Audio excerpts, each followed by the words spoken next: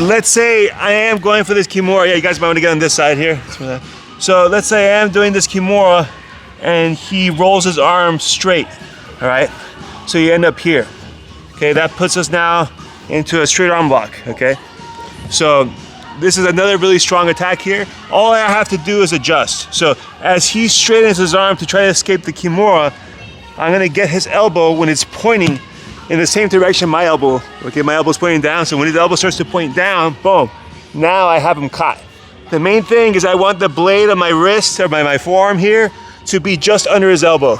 If I'm too close to his shoulder, there's not gonna be enough pressure. If I pass his elbow, there's gonna be nothing there either. So I wanna be, if he's bending his arm, I wanna be right on that edge so that I can get this hyperextension here, okay?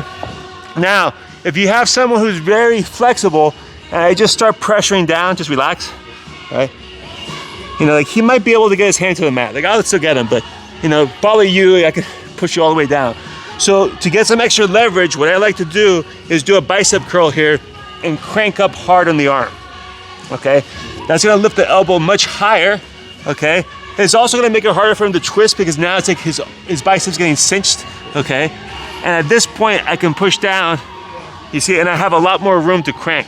Versus if I'm loose, his hand can hit the mat here, and I'm gonna have a trouble hyperextending it. So I crank up here, and he can tell you, it's like I'm trying to crush his elbow with my bicep, really squeezing hard, gets it up, and he keeps it tight, okay? And if I get it up that high, I can even grab my shoulder with one hand and just use one hand to push down here, and I'll still be fine, okay? You know, the worst case scenario, he curls his arm back down, we go back into the Kimura, right? And if you notice where I put my head in front, okay? This way is gonna make it harder for him to try to swim out. He tries to swim, like bring your hand towards your head. This one? Yeah. See, my head's in the way, so he can't complete the turn, all right? And I could always push down to his Kimura here, otherwise, straight down. When you're pushing, ideally, the further you are from the elbow, the better. If I was able to get all the way to his wrist, I would have a longer lever, all right? So it's gonna be a stronger finish versus trying to push here. It would be much more difficult. Imagine if you're pushing on a door, if you're pushing the door at the hinge to open it, it's very difficult. Go to the handle, works much easier, okay? So very simple, we're here, you know, he extends the arm. Sometimes I'll extend it if he's really strong and I'm like, I'm not feeling this, I'll move it there myself. And now, boom, I can catch him here, crank up, catch here, or turn it back to the Kimura. Questions? Let's do it on 3. Ready? 1, 2, 3. Hoop.